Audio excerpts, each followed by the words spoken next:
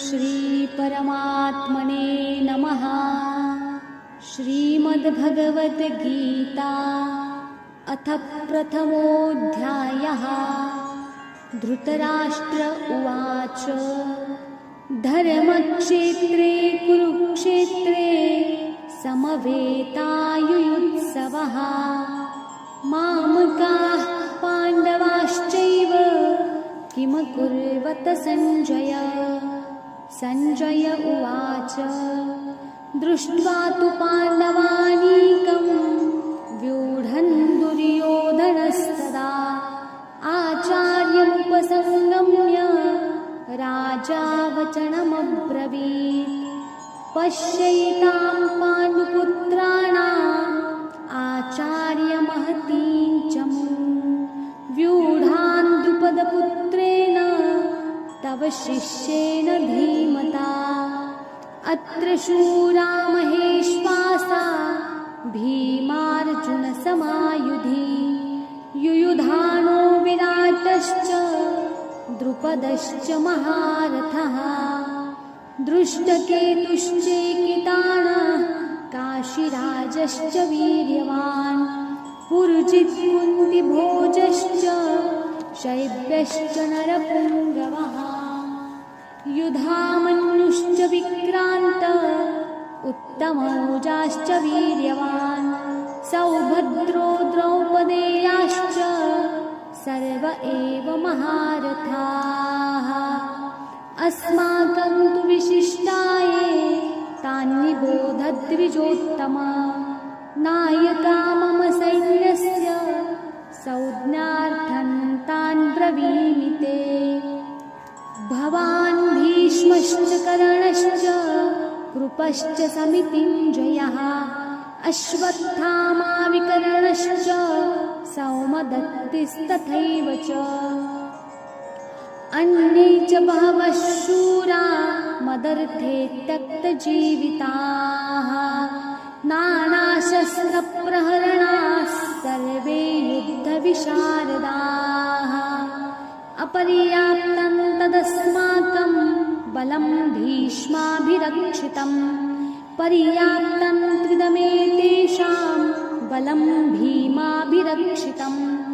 अयनेषु च सर्वेषु यथा भागमवस्थिताः भीष्ममेवाभिरक्षन्तु भवन्तः सर्व एव हि। तस्य सञ्जनयन् हर्षं कुरु वृद्धः पितामहः सिंहनादं विनद्योच्चैः शङ्खं दद्मौ प्रतापवान्। ततः शङ्खाश्च भैर्यश्च पनवानकगोमुखाः सहसैवाभ्यहन्यन्त सशब्दस्तु मुलोऽभवत्। ततः श्वेतैर्हैर्युक्ते महति स्यन्दने स्थितौ माधवः पाण्डवश्चैव दिव्यौ शङ्खौ प्रदध्मतुः। पाञ्चजन्यं हृषीकेशो देवदत्तं धनञ्जयः पौण्ड्रं दध्मौ महाशङ्खं भीमकर्मावृकोदरः। अनन्तविजयं राजा कुन्तीपुत्रो युधिष्ठिरः नकुलः सहदेवश्च सुघोषमणिपुष्पकौ काश्यश्च परमेश्वासः शिखण्डी च महारथः दृष्टद्युम्नो विराटश्च सात्यकिश्चापराजितः। द्रुपदो द्रौपदेयाश्च सर्वशः पृथ्वीपते सौभद्रश्च महाबाहो शङ्खान् दध्मुः पृथक् पृथक्। सघोषो धार्तराष्ट्राणां हृदयानि व्यदारयत् नभश्च पृथिवीं चैव तुमुलो व्यनुनादयन्। अथ व्यवस्थितान् दृष्ट्वा धार्तराष्ट्रान् कपिध्वजः प्रवृत्ते शस्त्रसम्पाते धनुरुद्यम्य पाण्डवः। ऋषिकेशं तदा वाक्यम् इदमाह महीपते। अर्जुन उवाच सेनानीं कथं स्थापयमेच्युत यावदेतान्निरीक्षेऽहं योद्धुकामानवस्थितान् कैर्मया सह योद्धव्यम् अस्मिन् रणसमुद्यमे योत्स्यमानानवेक्षेऽहं य एतेऽत्र समागताः धार्तराष्ट्रस्य दुर्बुद्धेर्युद्धे प्रियचिकीर्षवः सञ्जय उवाच एवमुक्तो ऋषिकेशो गुडाकेशेन भारत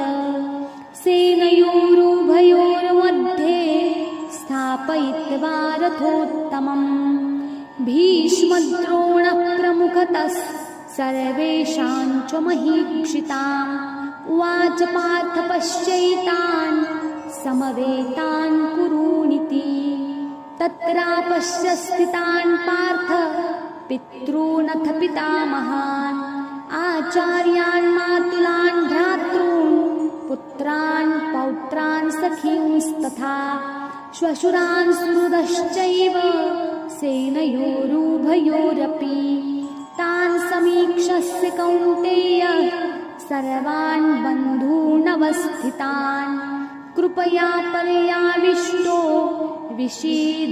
विषीदन्निदमब्रवीत् अर्जुन उवाच दृष्ट्वेमं स्वजनं कृष्ण युयुत्सुं समुपस्थितम् सीदन्ति मम गात्राणि मुखं च परिशुष्यति वेपथुश्च शरीरे मे रोमहर्षश्च जायते गाण्डीवं स्रंसते हस्तात् त्वक्चैव परिदह्यते न च शक्नोम्यवस्थातुं भ्रमतीव च मे मनः निमित्तानि च पश्यामि विपरीतानि केशव न च श्रेयोनुपश्यामि हत्वा स्वजनमाहवे न काङ्क्षे विजयं कृष्ण न च राज्यं सुखानि च किं नो राज्येन गोविन्द किं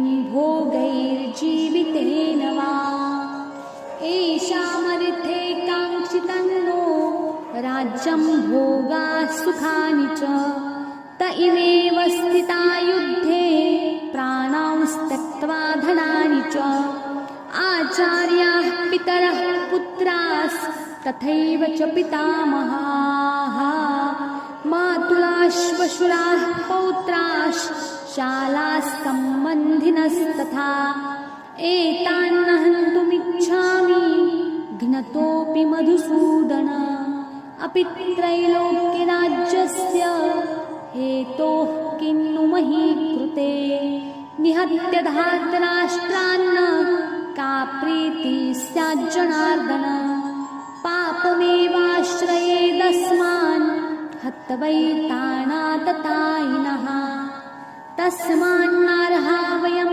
हन्तुं धार्तराष्ट्रान् स्वबान्धवान् स्वजनं हि कथं हत्वा सुखिनः स्याम माधव यद्यप्येतेन पश्यन्ति लोभोपहत चेतसः कुलक्षयकृतं दोषं मित्रद्रोहे च पातकम् कथं न ज्ञेयमस्माभिः पापादस्मान्निवर्तितुं कुलक्षयकृतं दोषं प्रपश्यद्भिर्जनार्दन कुलक्षये प्रणश्यन्ति कुलधर्माः सनातनाः धर्मे नष्टे कुलं कृत्स्नम् अधर्मोऽभिभवत्युत अधर्माभिभवात् कृष्ण प्रदुष्यन्ति कुलस्त्रियः स्त्रीषु दुष्टासु वार्ष्णेय जायते वर्णसङ्करः सङ्करो नरकायैव कुलघ्नानां कुलस्य च पतन्ति पितरो येषां लुप्तपिण्डोदकक्रियाः दोषैरेतैः कुलघ्नानां वर्णसङ्करकारकैः उत्साद्यन्ते जातिधर्मा कुलधर्माश्च शाश्वताः उत्सन्नकुलधर्माणां मनुष्याणां जनार्दन नरके नियतं वासो भवतीत्यनुशुश्रुम अहो बत महत्पापं कर्तुं व्यवसिता वयं यद्राज्यसुखलोभेन हन्तुं स्वजनमुद्यताः यदि मामप्रतीकारम् अशस्त्रं शस्त्रपाणयः धार्तराष्ट्रारणे हन्युस्तन्मे क्षेमतरं भवेत्।